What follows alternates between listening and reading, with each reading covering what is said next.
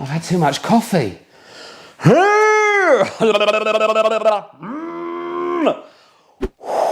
I double shotted it. Okay, right. Hello kids, welcome to class. It's me, Rob Beckett. Mr. Beckett to your mums and dads. Oh, I don't know what any of that means. Anyway, welcome to another lesson, another homeschooling lesson with me, Mr. R to the O to the B, E, C, K, E, double T, Rob Beckett. There it is. I've just got to stop saying my name. Ooh, I've had too much coffee. My eyes are big.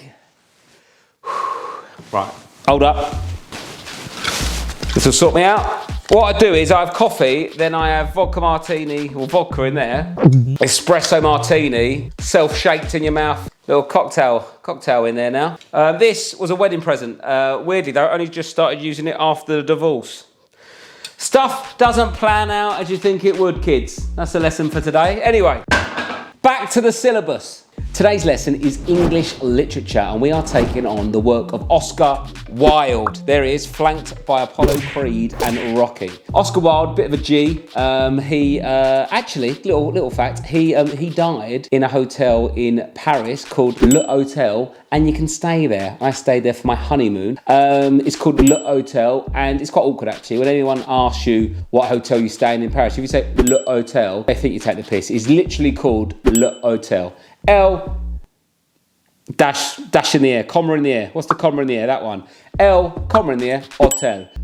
It's quite pricey, but we got the Oscar Wilde room. It was the room that he famously said, either the wallpaper goes or I do. He went, wallpaper stayed. €400 a night to sleep in a dead man's bed. But it was my honeymoon, it's fine. It worked out for the best. Did it? No. Anyway. Oscar Wilde, The Picture of Dorian Gray, the only novel he ever wrote. He was busy doing other stuff, don't really know what, but he had his hands full. Double shift at Pizza Express, who knows. But Oscar Wilde wrote The Picture of Dorian Gray, and that's what we're going to be talking about today. We're going to be talking about the book, The Picture of Dorian Gray, not the picture. I don't even know if that actually exists, but I know the book does, so we'll crack on with that. So it's set in the 19th century, where this bloke, Lord Henry Wotton, W-O-T-T-O-N. You do the rest. Anyway, Lord Henry Wotton, he wants a painting. So he goes to his mate, Basil, there it is, Basil Hallward, right? Who's actually painting a picture of Dorian Gray at this point. Incredible start, really. Those names, the poshest names I've ever heard. Dorian Gray sounds like a middle-class tea. Would you like a cup of Dorian Gray? Oh, yes, please. Basil. Come on, mate. Who's your mate? Coriander? Get a decent name. Basil. You can't be called Basil. So we've got Lord Henry Wotton, we've got Basil, and we've got him doing a picture of Dorian Gray. Okay, and it already sounds like some sort of weird Eton School for Boys club. Beat that out, thank you. Anyway, so they're all knocking about. He's a bit too posh for my liking, but I'm sort of in so far. You know, this is what's happening. Basil's doing the picture, the painting of Dorian Gray. Lord Henry Wotton goes, who's that geezer? And Basil is sworn to secrecy. He doesn't like letting anyone know what he's up to when he's painting. And Basil doesn't want to tell Lord Henry Wotton anything about it because he doesn't want to display the picture because it would be bearing too much of his soul. I mean, you know, anyway, he says all this, but he ends up giving Henry Wotton Dorian Gray's name anyway, the little silly arse. Right, I mean, it's a slow start, isn't it? It's two geezers talking about a painting. This is about 300 pages worth. I've just smashed to pieces for you just now. So Dorian meets Lord Henry Wotton, right? And Lord Henry keeps banging on to Dorian about,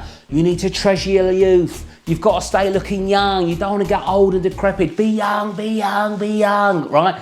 Basically, he is a walking, talking woman's magazine, all right? Hammering away. You've got to look young. Got to do this. You've got to do that, right? Then Dorian starts going, imagine if I didn't get old, but I had a picture that got old instead. All right? It's sort of like a reverse Instagram, yeah? Where on Instagram, we make ourselves look amazing, but we're a mess. So this is the reverse, right? He wants a picture that goes old and horrible, and he's absolutely slaying it in the flesh. Anyway, that's what the DG's after. The thing is, imagine if Dorian Gray was around now. Do you know what I mean? I've got one word for you, Dorian. Don't worry about the painting. One word, Botox. Dorian Gray would be made in Chelsea with half his arse in his lips if he was around in 2020. But at the moment, he's got this weird painting thing going on because he's been influenced by Lord Henry, who sounds like some pervy old uncle, just like, oh yeah, keep young, stay young. Nice to see you, young. I'll get old. Oh, that skirt's a bit short, is it? Shut up, Lord Henry. Go on, you dirty old perv, and put that away, okay?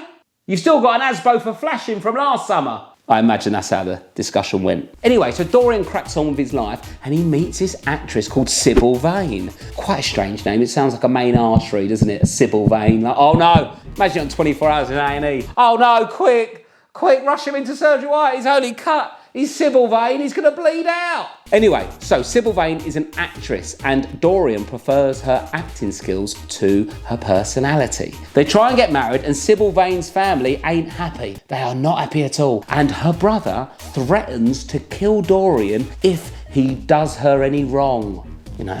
Any wrongdoing towards her. It's all that weird old language, isn't it? Just don't, basically, look Dorian, don't mug me sister off or you'll have me to deal with. That's the vibe, but it's like wronging or something. Don't wrong her. Don't wrong her. That sounds ruder in a way. And I mean, for someone who don't want to age, Dorian Gray, what are you doing getting married to a jobbing actress? They never have any work. No jobbing actors have work. He'll be knocking his bollocks out 24/7 to keep the rent coming in. He'll look like a bag of old bones by the end of it. Like, oh, withered. I've been working. Why? She didn't get the doctor's job. Oh no, has the Hollyoaks come through? No, I'm still working. Oh, hopefully she'll get an advert. Oh, what am I doing? Okay.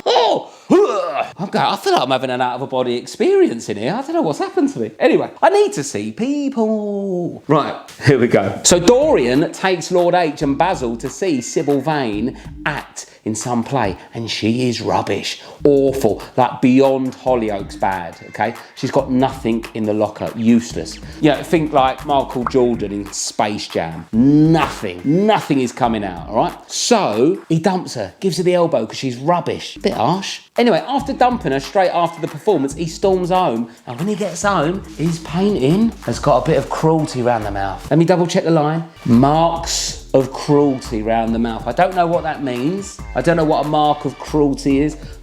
Mate, is that a mark of cruelty? Is that? So the painting looks like this now. I imagine. Anyway, so he's starting to think, oh, is it working? Is the painting looking old and horrible and I'm looking young? It's a bit harsh dumping her though, isn't it? Poor old Sibylvane. She's been performing, comes off stage, goes, no, you're useless, see you later. I mean, you can't dump someone for that. Like, oh yeah, they're beautiful, they're kind, intelligent, loving, but God, her Roxy art was useless. I've not seen it. Terrible. I mean, it made Martine McCutcheon look like Sidney Poitier. So then Dorian goes round Sibyl's house to apologise and be warned, gets a bit heavy here. She's killed herself.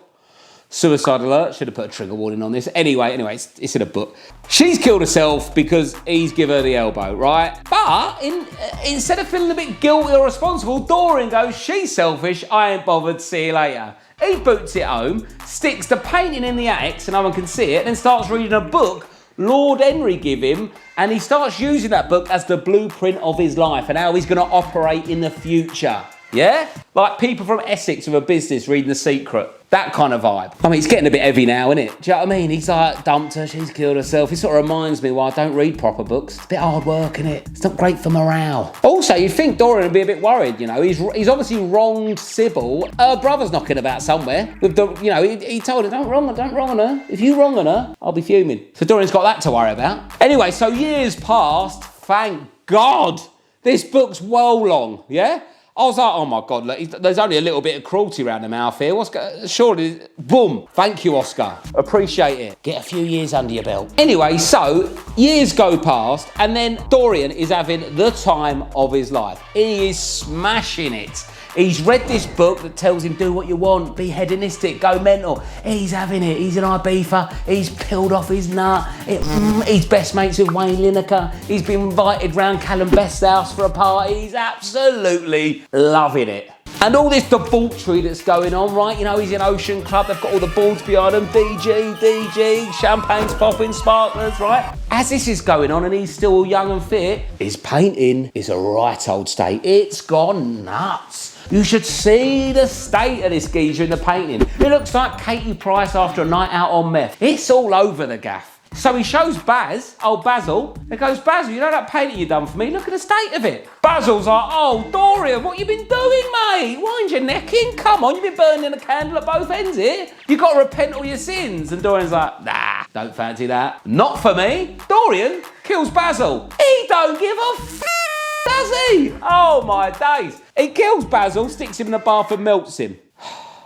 It's a stressful life, isn't it? Just to look fit. So anyway, later on, more years go past. Sybyl's brother James, he's fuming with him still. He's trying to hunt down Dorian to bash him up. He dies in a hunting accident, old James. Absolute touch for Dorian, isn't it? Don't have to worry about him. Anyway, so stuff carries on. What else happens? Yeah, Lord Henry meets up with him. He goes, oh, Dorian, I ain't seen you for years, bruv. Why are you looking so good? What's happening? And Dorian's like, oh, leave me alone, will ya? I'm down the gym, protein shaker. Look after myself, Lord Henry, you dirty old perverts.